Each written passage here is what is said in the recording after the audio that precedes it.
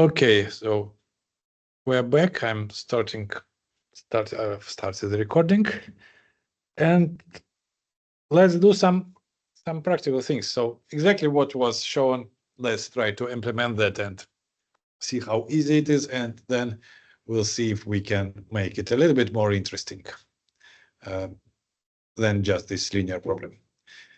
But still, first piece of advice that I want to give you for dealing for this kind of test problems to practice things, at least from engineering perspective. I have been always kind of closely related to engineering, and my advice is that to specify some realistic parameters always.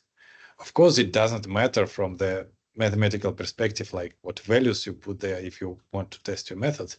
But I think that it's useful to make them realistic, because then you can use your intuition to estimate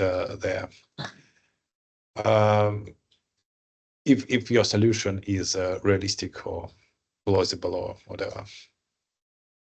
Because of course it's easy to make mistakes everywhere, and if you have no idea about how your solution should look like, it's a bit tricky to find this mistake. And at least if you have some expectations about solution, then it's much easier. For instance, here, if we give some realistic parameters, we immediately get a feeling about the magnitude of displacements that we expect to get. Because if you get displacements like in kilometers in your problem for 10 centimeter problem, that's probably not realistic. And if you take all the values just from the ceiling, then you don't have this option to estimate how realistic are results.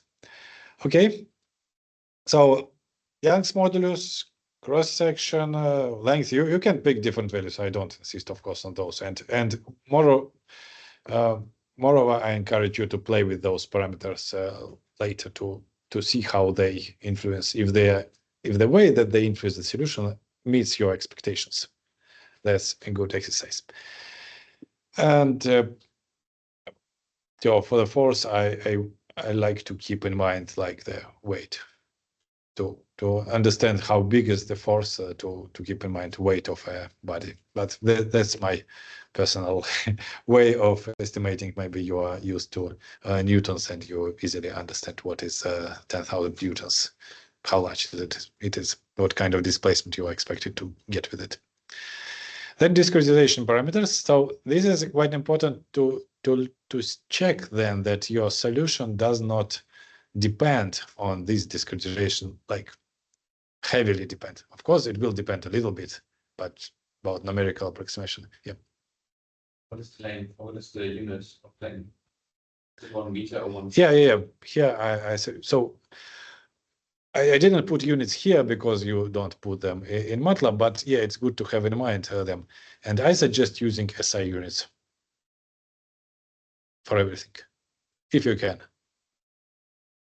So like meters, pascals, and this kind of things. So the cross-sectional area is also in square meters here.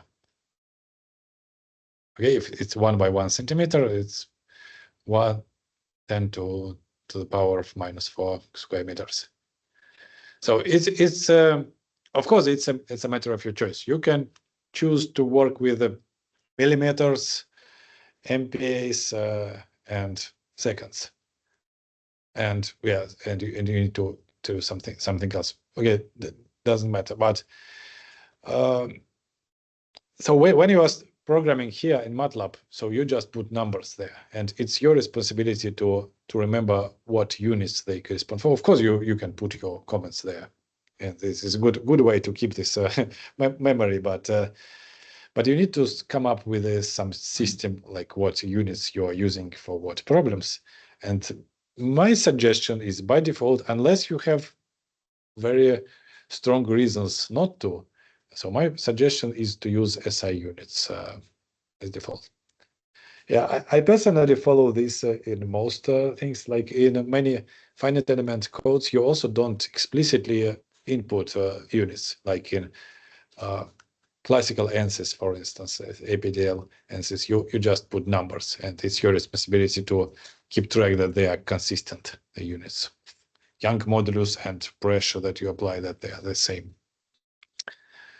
Yeah, and it's good to think that you have always a single system. Like I prefer using SI system, unless I'm dealing with problems with very small dimensions like nanometers. Well, even micrometers, yeah, it's kind of bad for SI because you get those quantities, so everything is of very small order, and you might get some numerical errors because of that. Then it's not good. Like if your object is 2 by 2 nanometers, then obviously using SI units to solve this problem numerically is not the best idea. Might be still possible, but it's not the best. But for normal sized problems, I prefer using SI units. Okay, so nothing probably interesting here. So then we need to get to this solving part.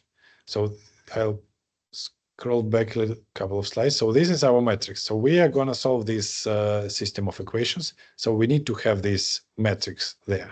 And the dimension of this matrix must be according to the number of discretizations that we are using. So this is 10, but we want to make it in a way that it can change.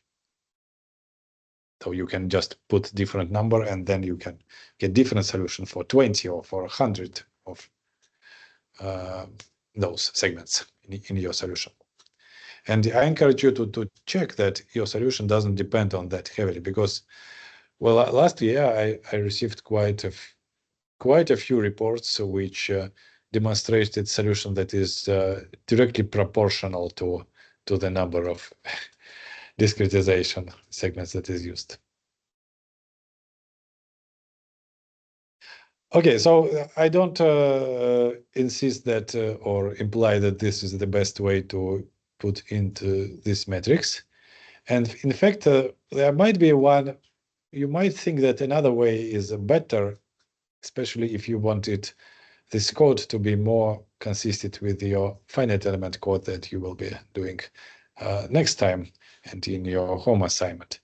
So to use this, to see that this matrix is made of blocks, and this is the block. And to introduce those blocks, and then to make a matrix out of those blocks by positioning them correctly. So this is maybe a little bit less straightforward, but a bit better for perspective. But let's start as simple as possible. So row by row, I input these values here.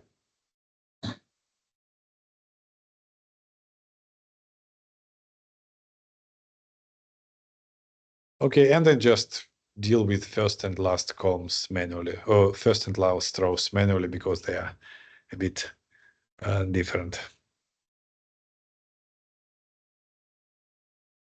Okay. Of course, you can do it in many different ways, and probably more effective ones, including, but that's just a question. Yep, sure. Are you writing it on MATLAB at the moment? Because you're sharing the yeah, no, I'm not writing it on MATLAB. Of course, I have yeah. it written, but this is just PowerPoint slide shared. Yeah. I thought it's okay, but you please do you write it in MATLAB, and we'll see if you get the same results. Yep.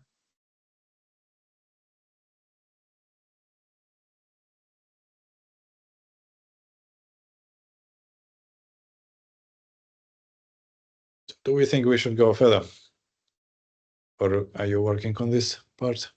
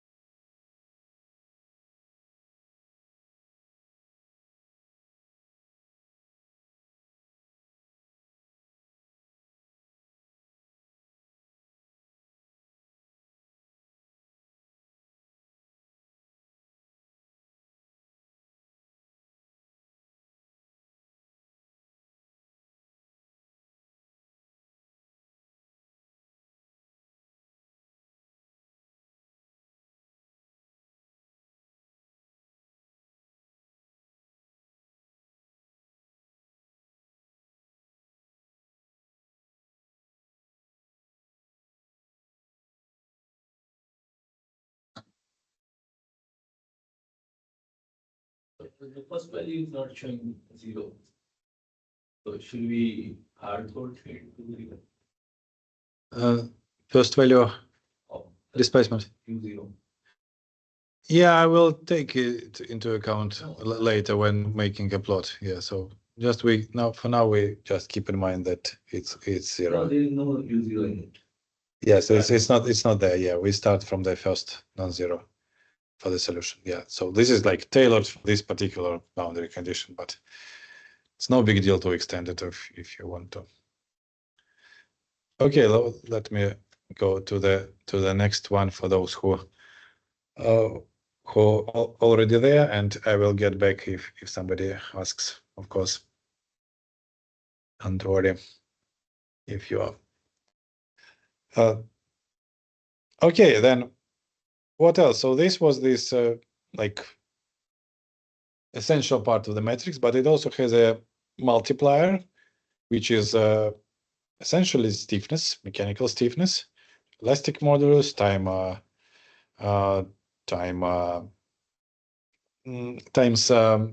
area, cross-sectional area divided by size of our segments. And this is a little bit interesting. So I want you to pay a little bit attention to it. So it is there. So the multiplier in our matrix, so there is this h, this discretization size input there. But of course the solution should not depend, well, at least strongly on this, at least not linearly on the discretization size. So it only should depend on discretization size in terms of how accurately we described partial derivatives, like how accurate is this finite difference scheme, which is of course affected by this size, but in no way it should be proportional or anyway. But it's still there, so it's kind of curious that it gets away inside. It's there, but it's also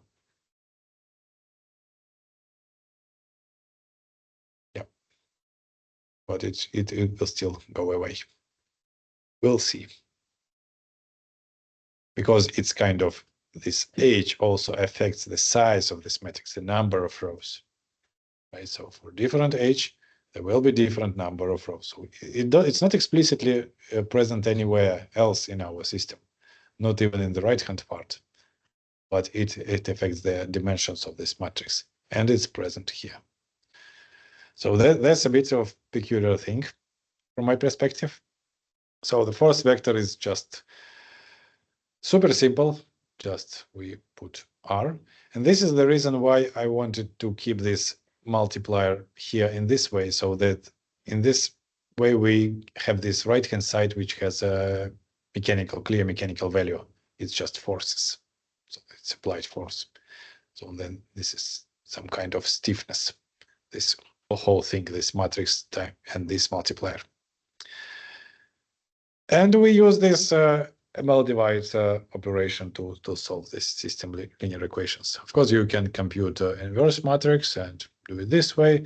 You will get exactly the same results.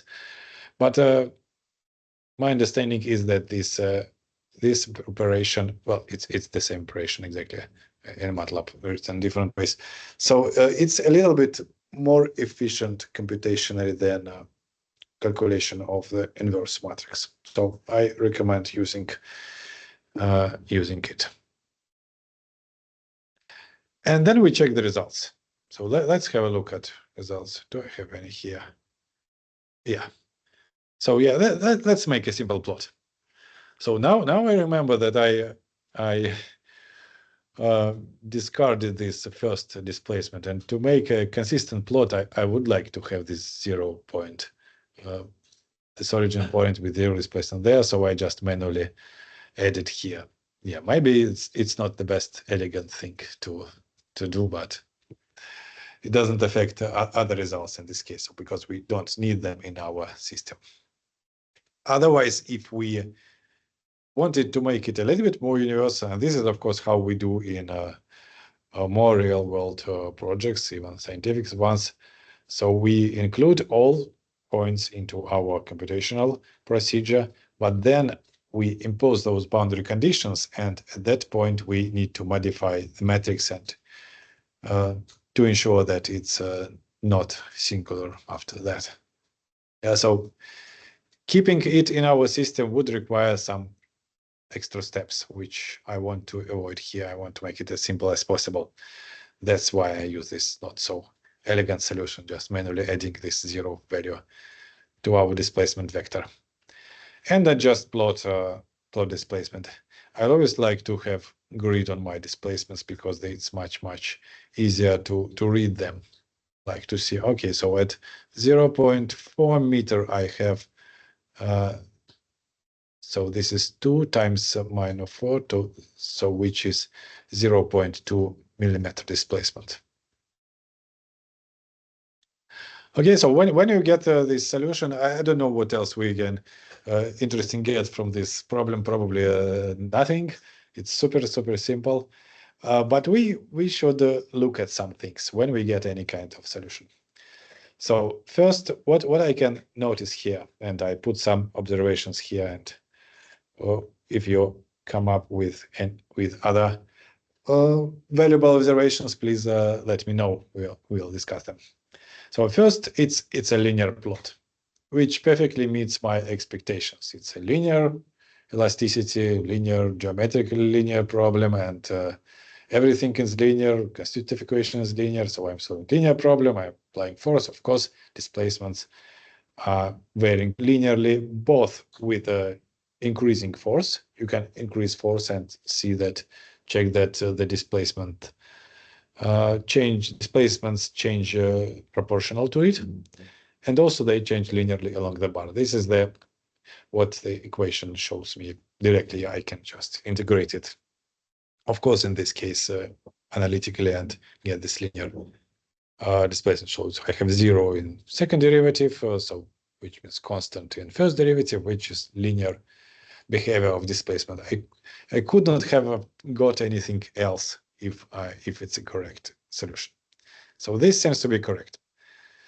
So something that I want you to check, that results do not depend on h, because this is a little bit less obvious, at least from equation. They should not like significantly depend on h, but since it's there, it's kind of not very much obvious maybe. So please check, please compute the different number of displacement, number of discretization, and check if you get anything else. Unfortunately, I don't think you will be able to see any difference even because of numerical error, because it's linear function. So our central difference approximations gives the exact solution in our case because it's linear. So you must get exactly the same value for any number of displacements. Not even computational, not any number of discretization for in a number of those fragments or internal points that we consider, right? Because it's linear. So our approximation is exact in this particular case. Okay, yeah, the last one I already mentioned. Well, one maybe last but not least thing that I would like to highlight here, and which I encourage you to pay attention to whenever you are solving anything, there's the order of magnitude of displacements. So let's see that we have our bar and the endpoint displaced here by 0.5 millimeters.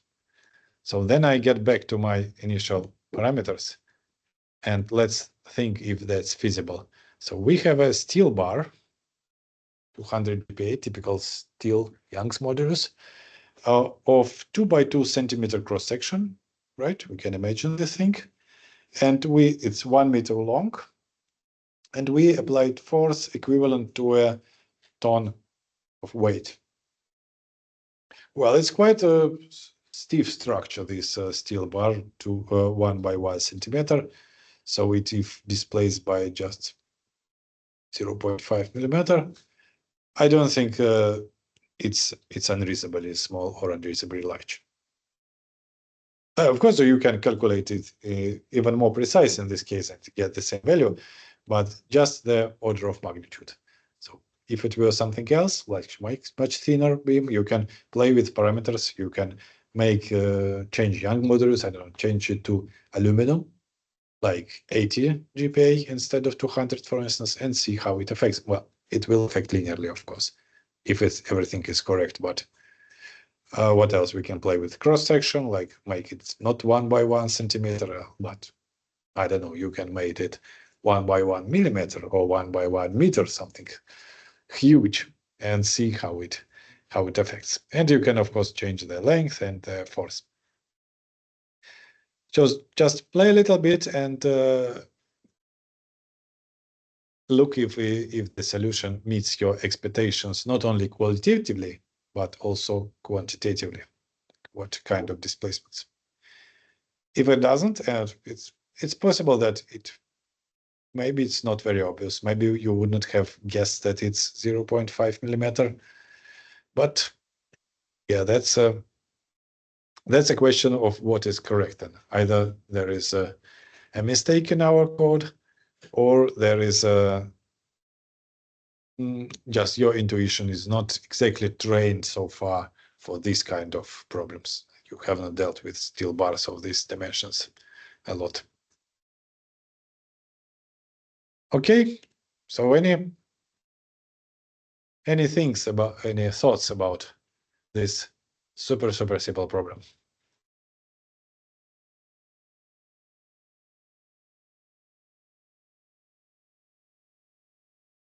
Okay, if no, then let's go further. Now I want you to make it a little bit more complex, just a tiny bit. So just staying with the same geometry, same object, and same coordinates, no time, still stationary problems. What can we introduce here to make it more different? We can introduce body force. So let's say that there is some body force that is stretching this bar also in combination with our force applied at the boundary. Well, like physical interpretation, it could be inertia, for instance. It's rotating and inertia is stretching it. Or it could be some electromagnetic force, like some electrostatic. So it's a charged beam and it's attracted to some charged another body or something else. So there could be some physical interpretations. So maybe it's not the most frequently dealt with problem, but still not complete nonsense. And to make it interesting, I wanted this body force to be non-uniform. So not necessarily like it's the same all over along the beam, this bar, but it can be changing. So that's why I showed it with different length arrows to show that. Okay, so how can we do that? So we get back first to our equations. Of course, please don't hurry to put things like that into your code explicitly. You might think that, okay, so it's forces at right hand side, so I just add this force here.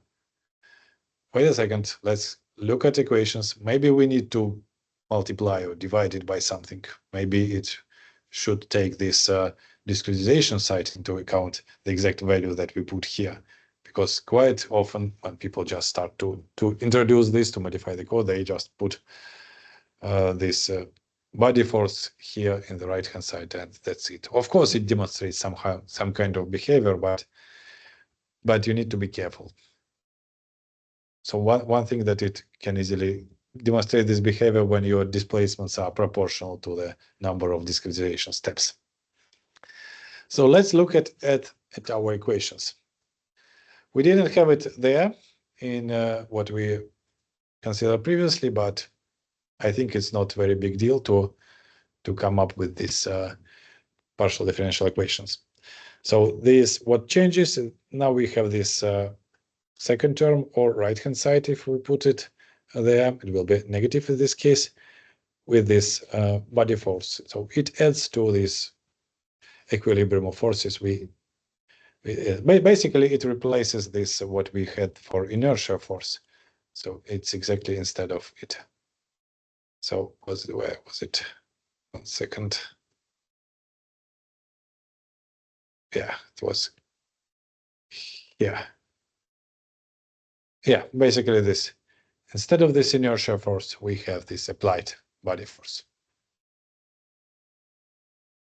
And it comes from this equilibrium, of course. Now we have statics, so we don't have acceleration, we don't have inertia, but we have body force, which is exactly contributed to the equilibrium here. Okay, so that's how we come up with this equation. Not so much difference with what we had. Okay, but you need to think to be careful always about units. Like as you already asked me about units of length, yes, here use value you need to think about it. So body force is its force per what? What's the units used for body force? What do you think? Oh, how do you know?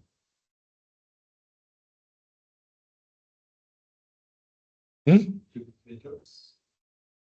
Cubic meters for force. Are you sure?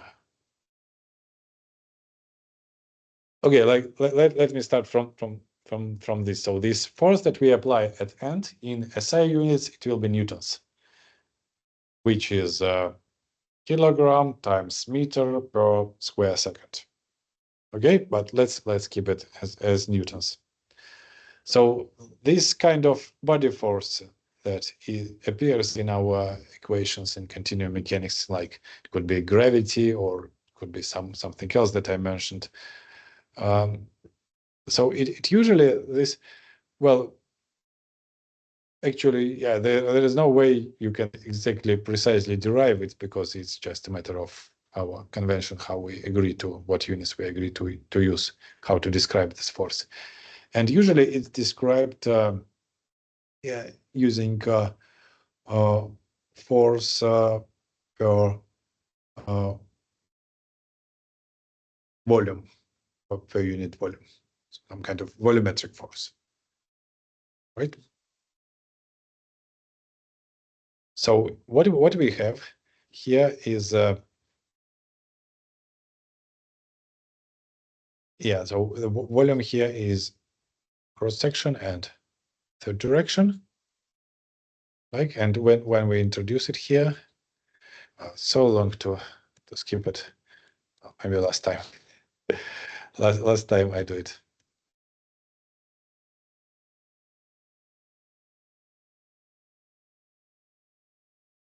So what did we have here? So this is density. Density is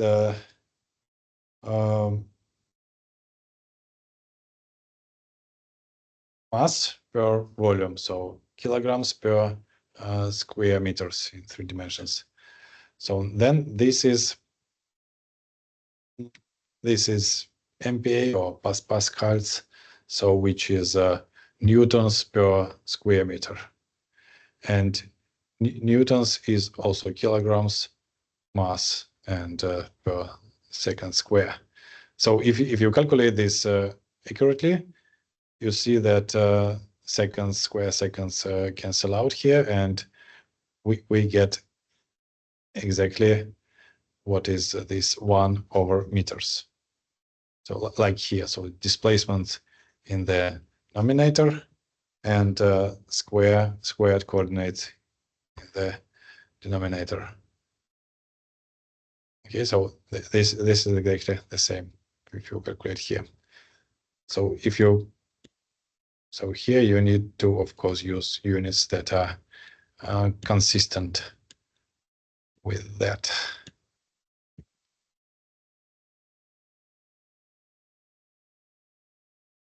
Okay, and depending what exactly units you are using, you may have density appear or disappear here, depending of if you are using units for this body force like newtons per mass or newtons per volume, right? But just be careful about it. So you may see a bit different writings here, like it might include density. Okay, so boundary conditions remain the same, and now we want to calculate displacement, accounting for that. So what does it change in our numerical scheme? Exactly. Don't rush to conclusions about like what to change in your matrix form. If it's not completely clear, please look first at your finite difference discretization. So we have this equation that has now changed. So this is our finite difference discretization for this changed equation. And I use this multiplier here the same as was previously. And using this here means that 1h remains here. Okay, so because this, I want to keep this ES per h over h, because then the right-hand side was exactly forces, like in newtons, like forces at nodes. And then our body force must come into this right-hand side with a multiplier length of this segment. Okay, so this exactly the same finite difference approximation, no changes here. So now we have right-hand side here, and I prefer to keep it in this way. Of course, you can do differently. You can put h squared here and just fb here, but then your r force, which is on the boundary, should also come divided by h into this right-hand side. Okay, so then our boundary condition has changed. Well, no, it has not changed, but now I need to account for it again in this last equation. So I do again this thing with an imaginary point outside the body. So we apply this boundary condition. This is what I get, and I substitute here for I equal to n, and this is what I get for this last equation. So it has both. It has this contribution of the body force, and it has contribution from this force on the surface acting, this boundary condition, which kind of makes sense. So we are kind of integrating, let's say, quote unquote, integrating body force in our volume around our point. So there is nothing from the right-hand side, and there is some volume from the from inside. So there is a difference in how this body forms comes into the last equation with the other ones. So in all other ones, you can see that it's f times h, because h is distance between our points. And here is f times h divided by 2, because we only have, well, it makes sense because we only have half of the same volume for this point. It's boundary point. It only has material to the left and doesn't have to the right. But we also have this applied surface force, R. Right? So that's the modified equation. Of course, if you're experienced, and you can easily directly modify right-hand side. But I suppose if you're doing this first time, it may be not obvious that these must come with a multiplier h, and this comes with multiplier h over 2, and it sums up with this applied external force on the boundary. Okay, and the way I kept this multiplier so that to ensure that the entire left-hand side of our matrix equation is exactly the same. The only thing that has changed in comparison to previous one is this right-hand side.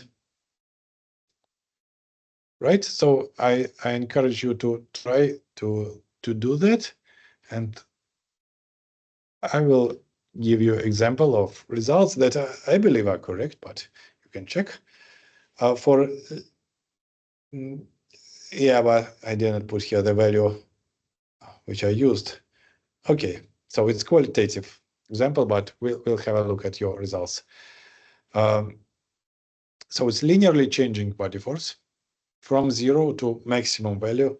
I think I used something like 10,000 for this body force value, FP, for this right-hand side part.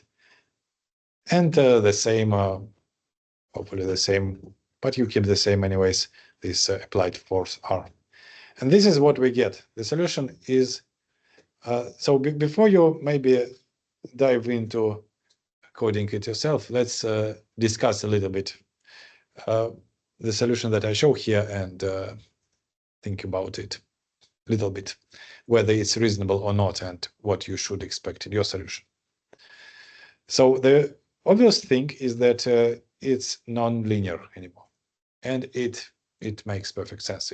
Why should it be linear? Because if we have now right-hand side in the equation, even if it were constant, this right-hand side, right, then still this second derivative equals to some constant, means that first derivatives change linearly, then we must have some quadratic description for the variable itself. So it makes sense that it starts looking quadratic. It's not exactly quadratic because it's not constant. This body force in my example, it's changing linearly over the length. But anyways, one thing that I was asked about several times is how come it's concave down? So concave down in this case means that points that are more distant from the origin receive kind of displacements. So the displacement is increasing at lower rate than it is for points close to the origin. So our body force is increasing. So you might be tricked by your intuition that then if the force is increasing, then the strains must be increasing, and therefore this curve must look something like that, right? Concave up. But it's not. It's concave down, and there are two. I think at least I see two ways to resolve this if you have this internal contradiction with you. So one is mathematical. We just look at the equation and we put this body force into right hand side, and it's clearly negative if we put this positive, right? Of course, if you put it negative, you will get opposite results. But if you put positive, then it's the entire right hand side is negative. So our second derivative is negative, which by kind of definition from mathematics, you know that it means that the curve is concave down. That's exactly what it is. But you can also think from physical perspective.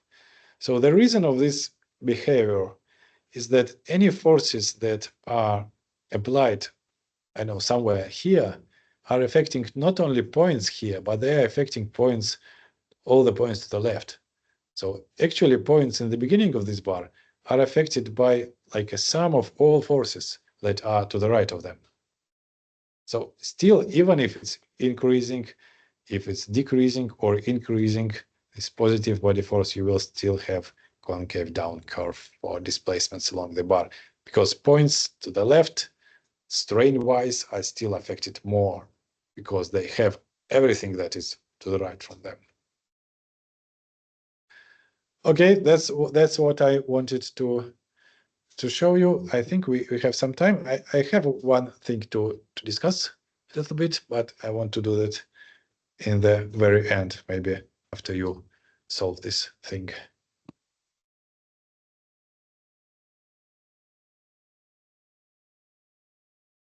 You use for FB as a function. Sorry, what's the question? What did you use for FB as a function? Linearly changing with x.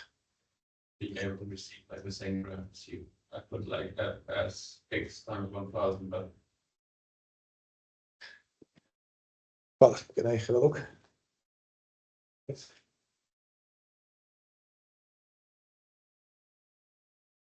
Yeah, well, it's qualitatively the same.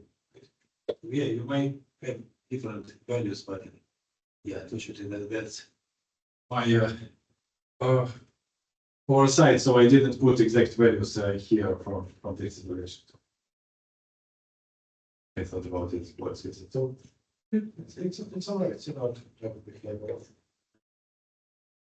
Yeah, it could have been with different R force or. can you When go different back? parameters. Can you go back?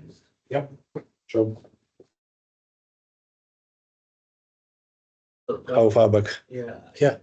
I want to know that is it a typo or is it Should be. one in the second call, second row? No, that's type. Sure. Should have been two. Correct. Yeah. Thanks for that. I'll update it for the next part. Yeah. Last year I did not use this this example in lecture. So it's just now. Yeah. It's time. Okay, so yeah, I think you get qualitatively the same behavior.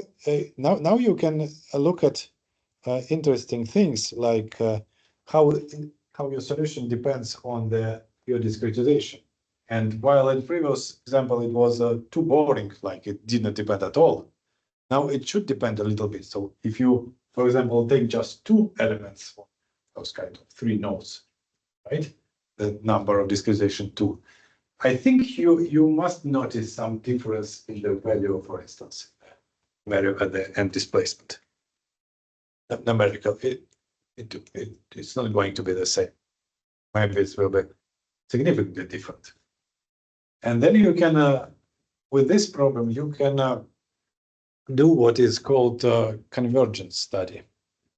So you might want to find out what is the reasonable number of discretizations to use in this problem. So I think that 1 is obviously not enough. 2 is probably not, but thousands maybe is too much. Of course, it's still fast, very fast computation, but it makes sense to try to study convergence. And your convergence study might look something like that.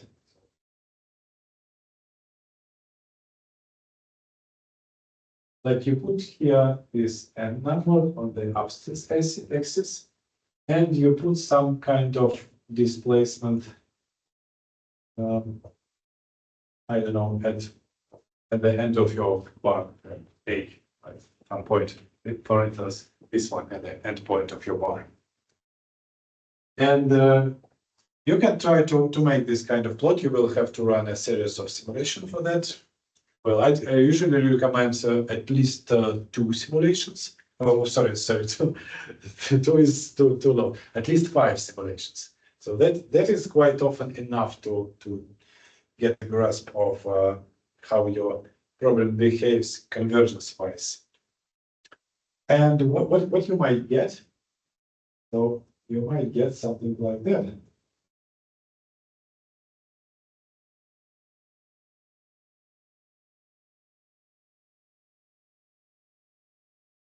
I would expect something like that. But it doesn't necessarily have to be approaching from below. In some problems it can be approaching from above, but the point is that starting from some number of discretization elements you're using, you don't see any significant difference anymore. Maybe there is some, but maybe it's in the 9th digit in decimals, or at least not comparable with what you have had here with very low number. So, well, it shouldn't start from 0, because 0 elements you cannot solve, but you can solve with 1 element. Too simple, maybe it doesn't make much sense, but mathematically you can. So this is what in engineering practice typically people do to ensure that they have a solution that is not affected heavily by their numerical tool that they have been using.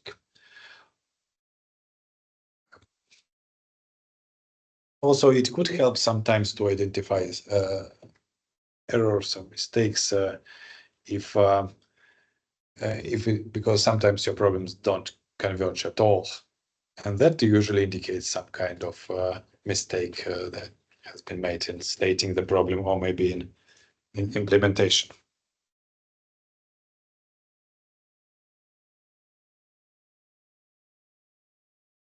Okay, so any questions about about this kind of problem.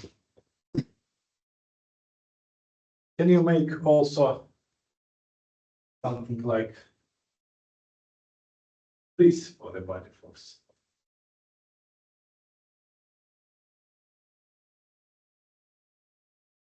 And can you make a prediction of how would it be different? Okay, so for instance, you have used this linearly changing body force. Okay, let me put it here. So option 1. I'm sorry, participants. Yeah, I'm drawing this on the screen, but maybe I'll put my laptop and show you when the picture is done. We'll get an understanding. So one option, let's say, was this. This is FB against X.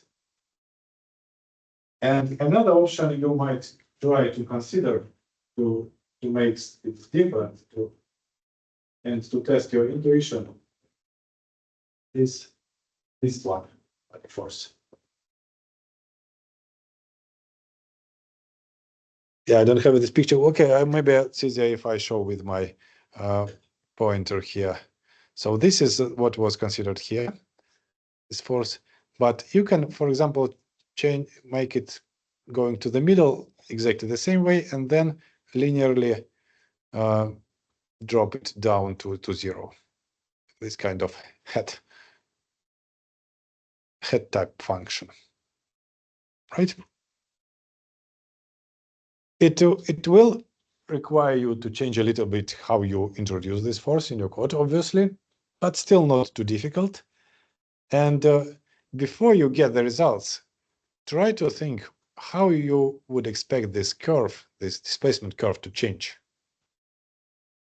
So use the same force up to the middle of the bar, and then it drops down down to the end of the bar, down to 0 at the end of the bar, at the next end of the bar. Right, try to think how this curve should change.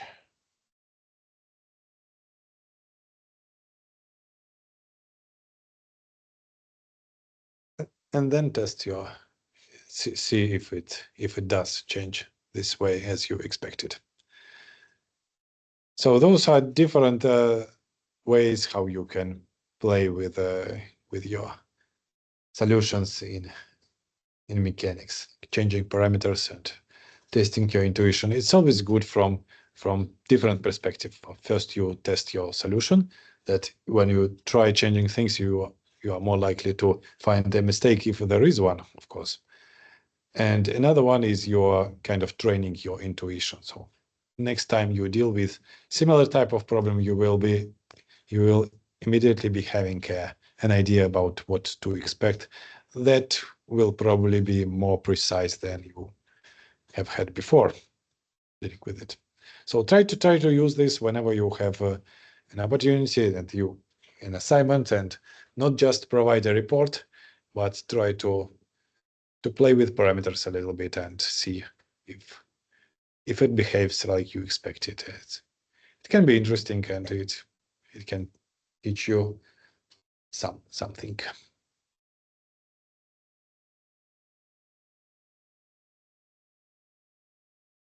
Okay. I don't know. I see that some people are already not doing anything. I don't see what online participants are doing, if they are doing. So how is it going with online participants? Have you managed to run these codes and got expected results?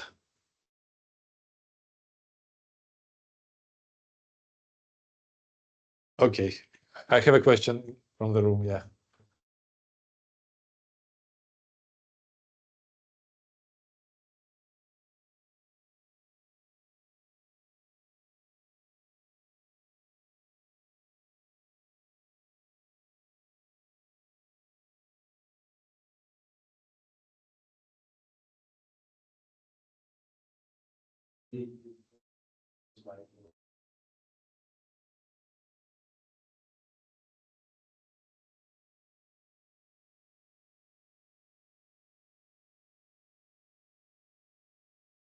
Doesn't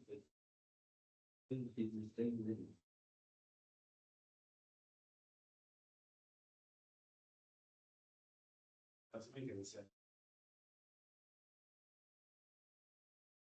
The reason, but it's not the same with what you want.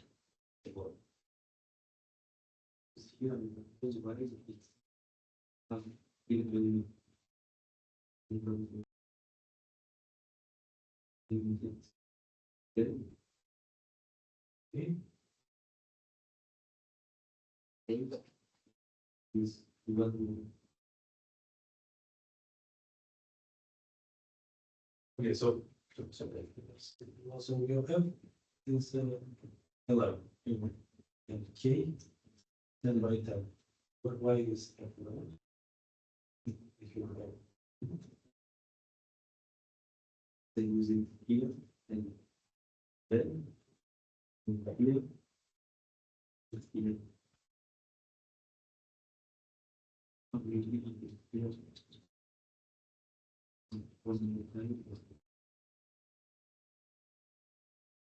I think it's the okay. How it works. So if it looks too linear, then it's usually because of the fact that this R force is dominating over your body force. And so it's a balance between them. With R only, we had strictly linear, but if R is much less, its effect is much larger than from the body force, then it will be very close to linear. You might not notice any difference. So you might want to change them a little bit. Okay, before we end this class, one thing that I think we can take out of this problem. One more thing. This is about physical interpretation, not of the problem itself. Problem we talked about physical interpretation, but of the numerical interpretation. So we obtained this system of linear equations. And so we started with partial differential equations. And by using finite difference method, we came to this system of linear algebraic equations. So this transition was ensured by the finite difference method. But we could have obtained exactly the same system of linear algebraic equations for a different physical system. So this is what I mean by physical interpretation. So there is a physical system for which this would be exact solution. And this is a discrete system with which is shown here in the bottom of the slide. So it's some kind of dots, points connected with springs. All those springs have the same stiffness, ES over H. And the left point is fixed, and the rest of the points have forces in horizontal direction. Of course, it's still one-dimensional, applied to them. And those are exactly the forces that we have in the right-hand side. So if you were to consider this system, like solve it, and you would write balance equations for those, there are still different ways how to approach writing equations for this kind of discrete system, but they end up with the same results, provided that you didn't make a mistake. And this is exactly the linear, the system of equations that you get trying to solve this system. So without any numerical methods, just direct solution. So my point here is that it might be sometimes convenient to think of numerical methods as methods that are replacing your continuous system with some discrete system. And by thinking of how far this discrete system is from your original system, you might get a sense about about whether it's a good approach or not, whether it's a good number of divisions or not, right? For instance, you can easily predict effect of different number of points in this system. For instance, if this system has just 2 points, it's completely different from the system that has 10 points. But both are representations obtained from the same continuous system using finite difference method. So another way, once again, to conclude this, another way to look at numerical methods in continuum mechanics is to look at them as replacing, as providing a substitute, a discrete substitute system for your continuous system. And for that system, the solution that they provide, it's exact solution for this discrete system.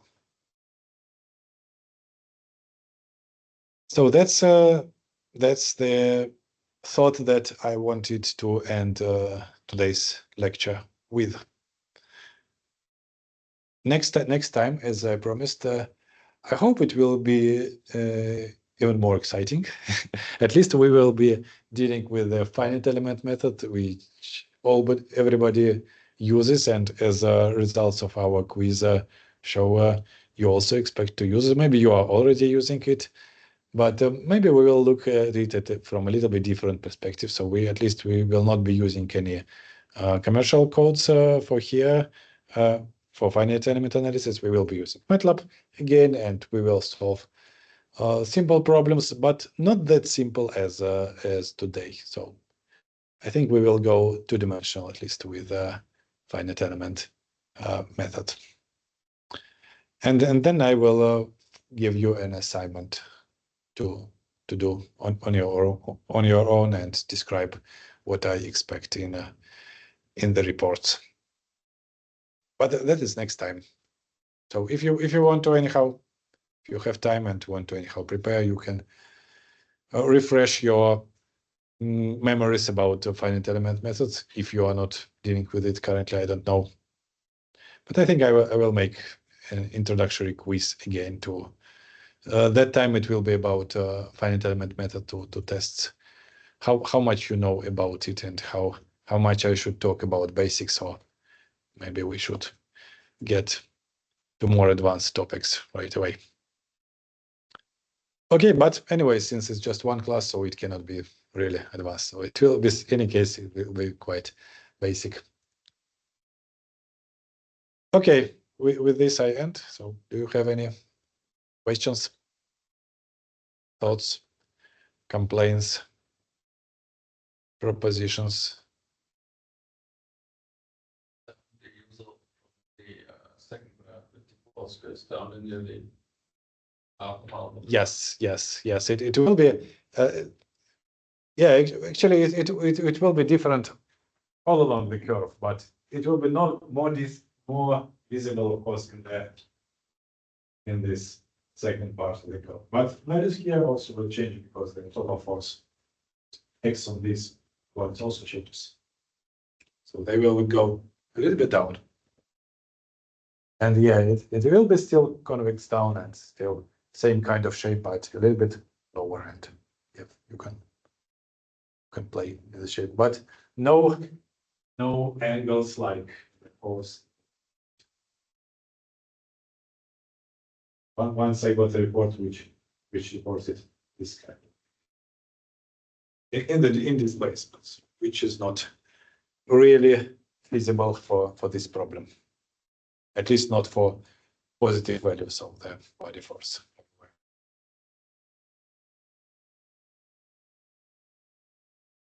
Okay, any questions from online participants?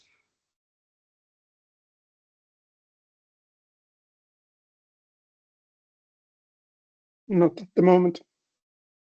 Okay, good. But of course you can, since it's not our last meetings, you can prepare questions for the next time, and I will be glad to give you my perspective on them. Okay, I will stop the recording now.